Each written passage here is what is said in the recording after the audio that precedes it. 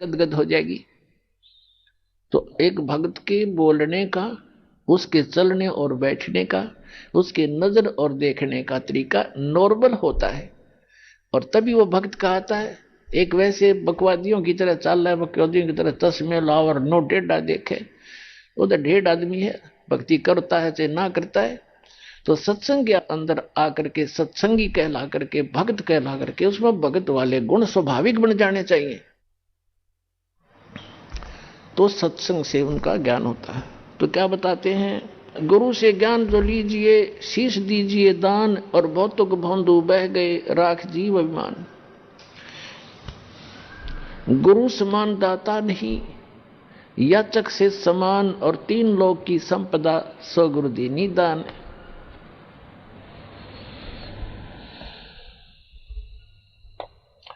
फिर क्या बताते हैं कि कबीर तन मन दिया तो भला किया, सिर का दासी भार, और जय कभू ये कह दिया कि मैंने दे दिया तो बहुत सहेगा मार। परमात्मा यहां तक कहते हैं जैसे, क्योंकि इस काल ने तो आपका भक्ति नाश कराना है, और आपने परमात्मा के इस ज्ञान से अपना इसको सुरक्षित रखना है। परमात्मा कहते हैं कि जैसे माता गर्भ को रखे यतन बना, और ठेस लगे तो छन हो तेरी ऐसे भक्ति जा। जैसे किसी बहन को, किसी माई को काफी समय के उपरांत या कभी भी गर्भ रहा हो, और उसके उपरांत वो कितनी सावधानी बरतती है उस अपने लाल को प्रफुल्लित करने के लिए, सफल करने के लिए, सुरक्षित रखने के लिए। चलते समय भी ये सोचती है कि ऊंचे नीचे पे पैर ना टिक जा, कहीं धक्का ना लग जा। रात्रि के समय सोते समय भी जब करवट बदलती है तब भी बहुत उदड़ कर पड़ती है, कहीं मेरे बालक का ठेस तो नहीं लगी। तो परमात्मा कहते हैं कि जैसे माता गर्भ को और रख यतन बना, ठेस लगे तो छन हुए तेरी ऐसे भक्ति जा। जरा सा भी कोई झटका लग गया तो तेरी भक्ति ऐसे नाश हो जाएगी जैसे उस माई का गर्भपात हो जाए। उसको कितना कष्ट होता है, कितना रोती है उस समय को कि कैसे बात बिगड़गी। तो परमात्मा याद दिलाते हैं, जैसे माता गर्भ को रख यतन बना, ठेस लगे तो छिन्न हो जा, क्षीण हो जाता है, तेरी ऐसे भक्ति नसावे। क्या बताते हैं कि किसी को तो सेवा का भी मान हो जाएगा, और किसी को धन का, किसी को और किसी दान का। तो पुण्यात्मा परमात्मा कहते हैं कोई भी प्रकार का यदि आप में अभिमान हुआ है तो आपका भक्ति नाशक बन गया। तन मन दिया तो भला किया, सिर का दासी भार, और जय कभी ये कह दिया कि मैंने इतना दान कर दिया तो बहुत सह सिर मार। वो दान तो नष्ट हो ही हो गया और भक्ति हीन भी हो गया। तो कैसे पुण्यात्मा, जब तक आप जी को ये अध्यात्म ज्ञान नहीं होगा तब तक आप सफल नहीं हो सकते। इसलिए दास का उद्देश्य रहता है कि आपको मैक्सिमम अध्यात्म ज्ञान से परिचित कराऊं, मर्यादाओं से परिचित कराऊं, और तभी आप सफल होगे, मार नहीं खाओगे। जैसे नए नए भक्त आते हैं, वो क्या कहते हैं, जैसे उनको दान धर्म करने के लिए प्रेरित किया जाता है जो उनके हित में होता है। पुण्यात्माओं, एक पुराने समय में जब हमारे पूर्वजों के पुण्य अच्छे होते थे, जब कभी कोई वर्षा ना होती थी, गांव के लोग इकट्ठे होते थे और एक सामूहिक भंडारा करते थे, कलेक्शन करके सब तय, और मीठे चौड़ बनाया करते, और आपे बना के आपे खाया करते, बैठ कर भगवान तरस कराया करते। न्यों क्या करते, धर्म कर दिया, राम बरसेगा, और वो वर्षा हो जाया करती थी। अपने आत्माओं, एक मीठे चौड़ों तो जो वर्षा हो जाया करती है, तो यहां तो अमृत बरसा देगा भगवान की, इतना गजब का भंडारा हो रहा है।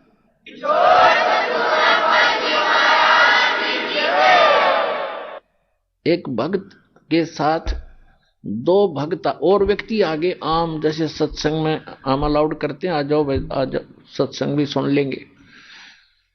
तो उन्होंने देखा यहां जहां भी सत्संग हमारा चल रहा है कि क्या करते हैं, गरम गरम चाय की टैंकी भरी है, और गर्मियों के दिन में कहीं नींबुओं के टोकरी की टोकरी भरी है, चीनी की बोरी खोल रखी है, हैं, और भगत काटे नींबू बिलाओ पानी बनाओ सिकंजी गुट गुट पियो, कोई खाना खा रहा है, कोई दूध पी रहा है, कहीं हलवा मिल रहा है। तो उन दोनों में से जो नए आए थे उनमें से एक कहने लगा, बोला भाई गांव में न्यू कर वहां पर राम उतर रहा है, बोला राम आ रहा है, भगवान उतर रहा है। वो दूसरा बुद्धिमान था, वो कहने लगा रहा ऐसा धर्म जहां पर हो, ऐसा धर्म हो रहा हो, वहां तो राम ना उतर रहा हो तो उतर जा।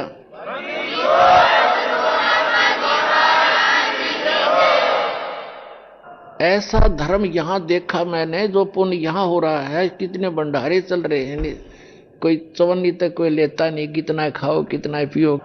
तो पुण्यात्माओं, तो धर्म के लिए आपको प्रेरित किया जाता है, ये विधिवत साधना है, शास्त्र अनुकूल साधना है।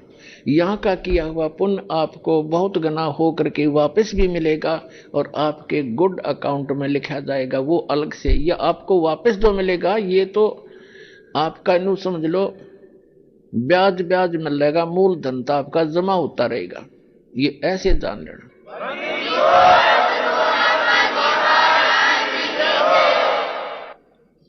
तो जैसे हम दान धर्म के लिए प्रेरित करते हैं, कहते धर्म तो धसके नहीं धसके तीनों लोक, और खैर आए तुम्हें खैर है कि जय तंपोख, धर्म का नाश नहीं होता। पुण्यात्माओं, एक दिन ये तीनों लोकों का भी नाश होगा, लेकिन आपका किया हुआ पुण्य वो कभी नाश नहीं होगा, आपके साथ सदा बना रहेगा। कहते धर्म तो धसके नहीं, धसके माने धर्म का नाश नहीं होता, ते धसके तीनों लोग, और खैरायत में खैर है। खैरायत माने दान करण में ही आपकी खैर है, सुरक्षा है। और कीजिए आत्म पोख। अब यहां कोई भी भक्त आता है, खाना खाने नहीं आता, वो तो परमात्मा की महिमा सुनने आता है। और ऐसे साधु भाव में कोई भी आवेगा, यहाँ कोई आदमी नहीं आ सकता, किसी के पास आज समय नहीं है जो वैसे यहाँ जाए, वो परमात्मा की एक प्यारी आत्मा आता है, चाहे उसने वो नाम नहीं भी लिया है, ना लेना चाहता, यहां आने वाला व्यक्ति उस परमात्मा का एक वीआईपी समझ लो, उस भगवान की एक प्यारी आत्मा है, कुछ दिनों में समझ में आ जाएगी, उसका नाम भी ले लेगा। तो यहां भगत भगवान के लिए आया है, ना कि खाने के लिए। और ऐसे भगत को यहां खाना खिलाना, उसको भोजन में सहयोग देना भंडारे में, इसके पुण्य की कोई गिनती नहीं।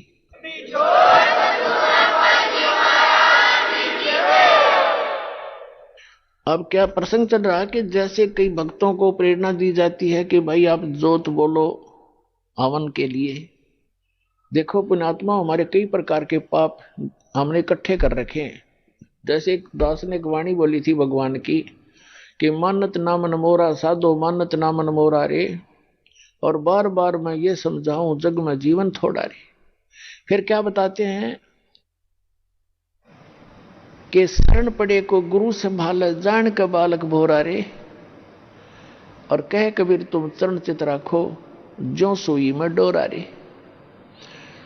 जैसे कोई बालक छोटा सा होता है, 5-4 महीने का, 7-8 महीने का, 9 महीने का बच्चा, वो पालने में सुला रखा होता, माता काम लग जाती है अपने घर के काम में। थोड़ी सी देर में वो रोने लगता है तो देख उसको पता लग जाता है माता को, या तो ये भूखा हो गया या इसने टट्टी पेशाब कर लिया। तो जाकर देखती है तो टट्टी पेशाब करके और सारे कपड़ों को भी खराब कर रखा है, अपने पैर पूर भी खराब कर रखे हैं, हाथ हूथ भी लगा रखा है, टट्टी लगी उसके हाथों के। तो उस माता को वो बच्चा बुरा नहीं लगता, वो उसको उठाती है और नवाती है, खूब साफ करती है, उसके कपड़े धोती है, नए कपड़े पहनाती है, फिर लाड करती है, सीने से लगाती है। उसको मालूम है कि बालक है, इसको पता नहीं, इस अनजान है, ये ऐसे सारा दोना टट्टी में सना पड़ा है, तो उसको बुरा नहीं लगता। माता को पता है, सब पता नहीं। तो इसी प्रकार आप जब यहां आए हो, इस कलयुग में पहुंच चुके हो, आप इतने पाप कर्मों से सन गए हो और आपको पता नहीं कितने पाप कर लिए, जैसे उस बालक ने कर लिए, उसको पता ही नहीं तू ये क्या कर रहा है। तो ऐसे अबोध जानता है भगवान आपको, ये सत्कर्म मान लो। फिर परमात्मा कहते हैं कि शरण पड़े को गुरु संभाले और जान का बालक भोला रे।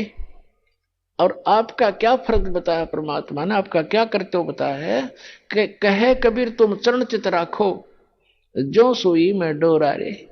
आप अपने गुरुदेव के प्रति इतना लगाव बनाकर रखना अटूट, जैसे सुई के अंदर धागा डाल दिया जाता है और नीचे गांठ लगा दी जाए तो वो सुई के साथ लटकता ही रहता है।